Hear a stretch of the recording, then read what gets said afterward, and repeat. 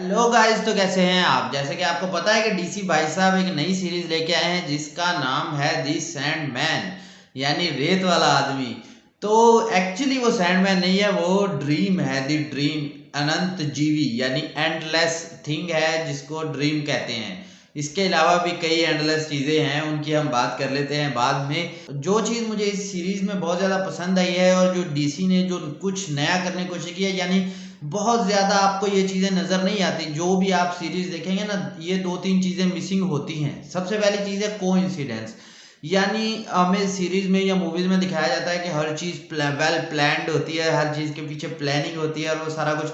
लेकिन इस सीरीज में ऐसा नजर आता है कि जो हमारे सैंडमैन भाई साहब या ड्रीम है, वो शुरू में पकड़े ही इसलिए जाते हैं क्योंकि वो एक ऐसे इत्तेफाक का हिस्सा बन जाते हैं जिसमें उनका कोई लेना देना ही नहीं होता और वो बिना मसले के पकड़े जाते हैं और 100 साल तक कैद में रहते हैं। एक्चुअली एक बंदा होता है जिसका जो है बेटा मर जाता है और वो चाहता है कि वो अपने बेटे को दोबारा से जिंदा करे। इसके लिए वो डेथ को जो है काबू करना चाहता है, उसे कैद करके उससे अपना काम निकलवाना चाहता है। लेकिन डेथ को कैद करने के चक्कर में हमारा ड्रीम भाई साहब जो है वो काबू आ जाते हैं और वो 100 साल के लिए हो जाते हैं कैद। अब उस 100 साल की कैद के दौरान जो डिफरेंट इवेंट्स होते हैं पूरी दुनिया में, उनका जो इफेक्ट पड़ता है उस ड्रीम वर्ल्ड के ऊपर, यानी वो उनकी जो रियासत होती है ड्रीम्स की, वो सारा उसके ऊपर जो इफेक्ट पड़ता है ना, उसके बारे में होने वाली है। इनके पास तीन चीजें होती हैं, एक होती है रेत और एक होता है रूबी और इसके अलावा एक चीज होती है हेलमेट इनका।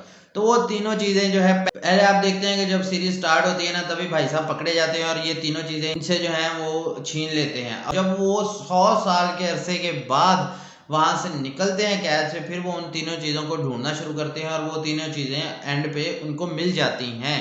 जब वो तीनों चीजें मिल जाती है ना, उसके बाद स्टोरी थोड़ा सा ड्रैग करना शुरू कर देती है।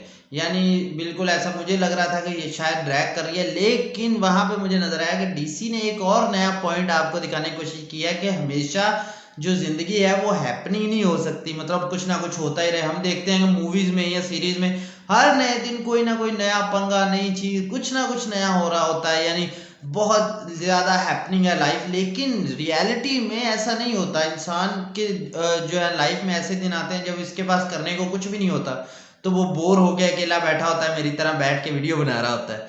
सो ऐसा भी हो सकता है। तो वही चीज, वही जो आइडिया है ना, उसे प्रेजेंट किया गया है इस सीरीज के अंदर। हमें दिखाया गया है कि सैंडमैन भाई साहब जो हैं वो बोर होके बैठ गए कि यार जिंदगी में कोई गोल ही नहीं है, कुछ हैपनिंग ही नहीं है, कुछ हो ही नहीं रहा, तो क्या मसला है, ये ऐसा होता क्यों है। तो उसके बारे में भी आपको इस सीरीज के अंदर पता चलेगा। यानी दो तीन चीजें हैं, दो तीन मैसेजेस हैं जो आपको इसमें ढूंढने पड़ेंगे, जो बहुत काम की चीजें हैं। अगर बात करें स्टोरी लाइन की, तो मुझे बहुत ज्यादा पसंद आई है ये स्टोरी लाइन। यानी जो जो इवेंट्स आपके स्टार्ट में हो रहे हैं ना, वो आपको एंड पे पता चलता है कि किस तरह सारी चीजें कनेक्टेड या लिंक्ड हैं एक दूसरे के साथ, और एंड पे आते आते चीजें आपको वाज़ेह होना शुरू होती हैं। यानी जो वो कैद होना उनका है और जो 100 साल की कैद है, उसके बाद जो निकलते हैं, तो उसके दौरान जो चीजें होती हैं, जो तबाही मचती है ख्वाबों की दुनिया में, और उसकी वजह से जो रियल लाइफ है या रियल वर्ल्ड है उसके ऊपर जो इफेक्ट होते हैं, वो सारी चीजें एक दूसरे से कनेक्टेड है। अच्छा, अब हम बात कर लेते हैं कि वो जो हमने शुरू में कहा था कि एंडलेस जीव्स यानी अनंत जीवी जो हैं वो कितने हैं।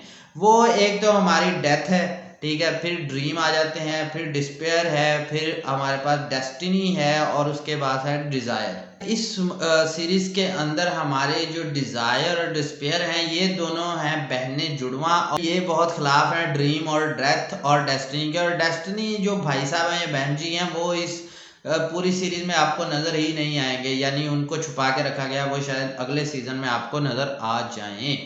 इसके अलावा हमें इस सीरीज के अंदर हमारे जो अपने प्यारे लूसीफर हैं वो भी नजर आने वाले हैं, यानी वो हेल वाला सीन, वो सारा कुछ भी नजर आने वाला है। सो अगर देखा जाए तो अभी तक तो ऐसा लग रहा है कि इस सीरीज का किसी तरह से कोई लिंक नहीं है डीसी यूनिवर्स जो हमें मूवीज के अंदर नजर आ रहा है उसके साथ। लेकिन हो भी सकता है बाद में इनको लिंक कर दिया जाए, लेकिन वो बात की बात है। जैसे हमने मॉर्बियस को देखा था, मॉर्बियस जो मार्वल ने मूवी लॉन्च की थी, तो उसका भी कोई लिंक नहीं नजर आ रहा था पहले के, लेकिन बाद में वो ताल्लुक डेवलप हो जाता है, वो तो कोई मसला नहीं है इनके लिए। सो सैंडमैन सीरीज, अगर आप तो सीरीज के फैन हैं और देखना चाहते हैं तो यकीन, बुरी सीरीज नहीं है। अगर आप मुझसे कहेंगे कि मैं इसको कितने पॉइंट्स देता हूं, तो मेरे ख्याल में 7.5 बहुत ही अच्छे पॉइंट्स हैं इस सीरीज के लिए। और इस सीरीज को अगर देखें तो मुझे लग रहा है कि सारे मॉडल्स कास्ट कर लिए हैं। मतलब अगर आप डिजायर को देखेंगे या ड्रीम भाई साहब को देखेंगे तो ऐसा लगता है कोई मॉडल है, मतलब इतने पतले, इतने स्लिम स्मार्ट।